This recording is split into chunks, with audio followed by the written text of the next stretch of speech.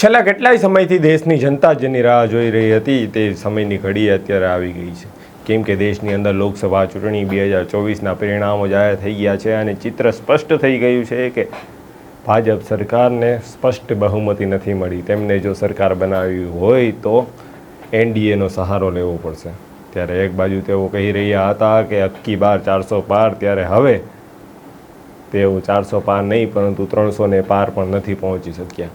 ત્યારે બીજી તરફ ગુજરાતની અંદર લોકસભા ચૂંટણીનો માહોલ ચાલી રહ્યો હતો, ત્યારે ક્ષત્રિય સમાજના રોષે રાજકોટ બેઠક ઉપર પરસોત્તમ રૂપાલાને હટાવી લેવાની માંગણી કરી હતી અને જો નહીં હટાવવામાં આવે તો તેનો ખામિયાજો આખી ભારતીય જનતા પાર્ટીએ ભોગવવો પડશે તેવી ચીમકીઓ પણ ઉચ્ચારવામાં આવતી હતી.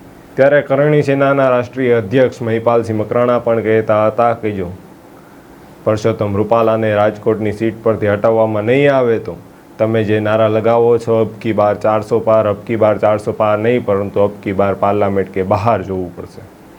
વૈષ્ણવજન તો તેને કહીએ જે પીડ પરાઈ જાનાને રે. નમસ્કાર, નવજીવન ન્યૂઝમાં આપનું સ્વાગત છે. હું છું આપની સાથે ભાર્ગવ મુકવાણા.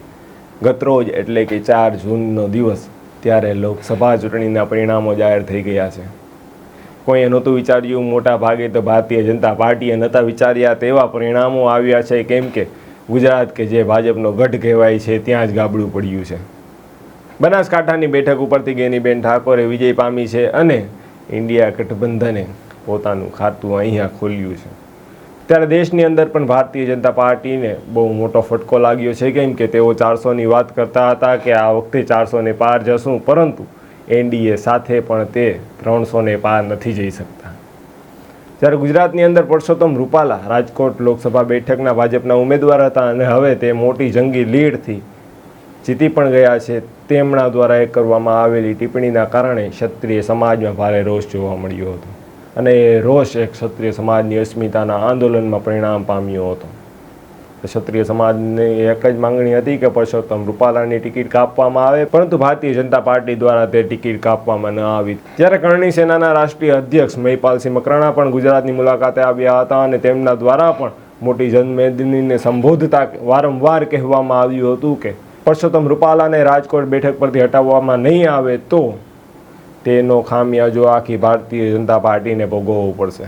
ત્યારે મહિપાલસિંહ મકરાણાનો એક નવો વિડીયો સામે આવ્યો છે અને તેમાં તેઓ તે જ કહી રહ્યા છે કે અમે તો ચેતવણી આપી હતી, પરંતુ ભારતીય જનતા પાર્ટીએ તેને હલકામાં લીધું અને હવે તેમને પરિણામ જોવું પડે છે. શું કહી રહ્યા છે મહિપાલસિંહ તે પહેલાં સાંભળી લો.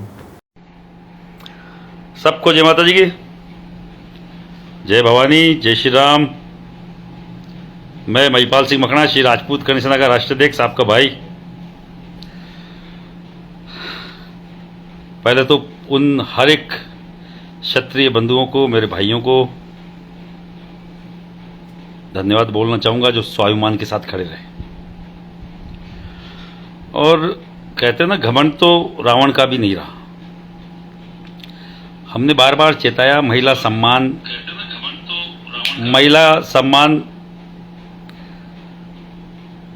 बहुत बड़ी बात होती है किसी भी समाज की महिला हो. हमने गलत मांग नहीं रखी थी.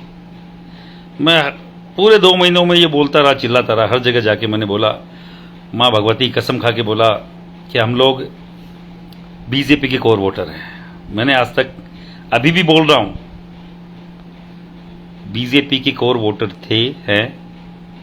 इन लोगों ने जबरन धर्मांतरण हमारा करवाया, जबरन धर्मांतरण जिसको बोलते हैं, और राजपूत को अलग थलग करने की कोशिश करी. महिलाओं की अस्मिता को उछाला गया. हमारे महिलाओं के रिश्ते अंग्रेजों से बताए गए. और सबसे कुछ अपने ही लोग तब भी ये बोल रहे थे कि आप गलत कर रहे हैं, और मैं अभी भी ये बोल रहा हूं, स्वाभिमान से कोई समझौता नहीं.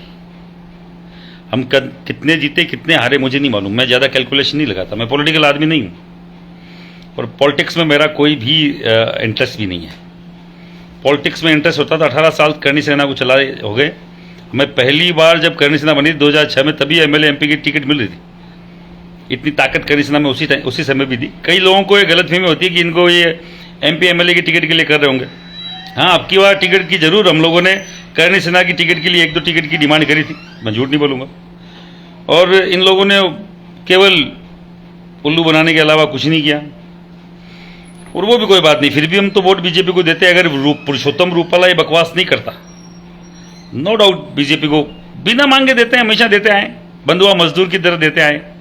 पर पुरुषोत्तम रूपाला जैसे अभद्र व्यक्ति को टिकट काटने की मांग करी गई।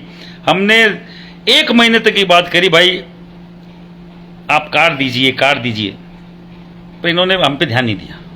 इनको नहीं मालूम था ये चिंगारी ज्वाला का रूप ले लेगी, और ये जौहर की ज्वाला है, महिलाओं के सम्मान की ज्वाला है, कई चीज़ें जला देगी। मालूम नहीं था। मैंने बोला था 2018 में हम लोगों ने नारा दिया था, कमल का फूल हमारी भूल। 3 स्टेट की सरकार चली गई थी, और वहाँ चिल्ला चिल्ला के बोला था, मगर 400 पार नहीं, पार्लियामेंट के बाहर जाओगे। पर लोगों ने लगा ये क्या कर लेंगे, ये क्या कर क्या लेंगे ये 2-5 लोग। क्रांति 2-5 लोग ही लाते हैं, क्रांति के लिए लाखों लोग नहीं होते हैं, लाखों लोग तो जुड़ जाते हैं। और अभी भी मैं बहुत स्पष्ट तौर पे बोल रहा हूँ, और बहुत सरल तरीके से बोल रहा हूँ, कोई घमंड नहीं है, विश्वास है समाज के युवाओं पर। मैं बोल रहा हूँ कि हमने कोई ज़्यादा लोगों को नहीं जगाया है, कोई 10-15% लोग ही जागे हैं राजपूत युवाओं के, मात्र 10-15% लोग। 10-15% में तो हालत ये हैं, अगर ज़्यादातर युवाओं को ये समझ में आ जाती कि नहीं है ये लोग सही बोल रहे हैं, तो સુપરા સાફ કરી દેते हैं। જે રીતે મહિપાલસિંહ મકરાણા કહી રહ્યા છે કે અમે તો ભારતીય જનતા પાર્ટીને પહેલાં જ ચેતવણી આપી હતી કે પરસોત્તમ રૂપાલાને આ સીટ પરથી હટાવી લો, બાકી આખી ભારતીય જનતા પાર્ટીને આ ખામિયાજો ભોગવવો પડશે। તમે જે 400 પારની વાત કરો છો એ અબકી બાર 400 પાર નહીં, પરંતુ અબકી બાર પાર્લામેન્ટ કે બહાર તમારે જવું પડશે, અને તેવા જ પરિણામો તમે જોઈ રહ્યા છો।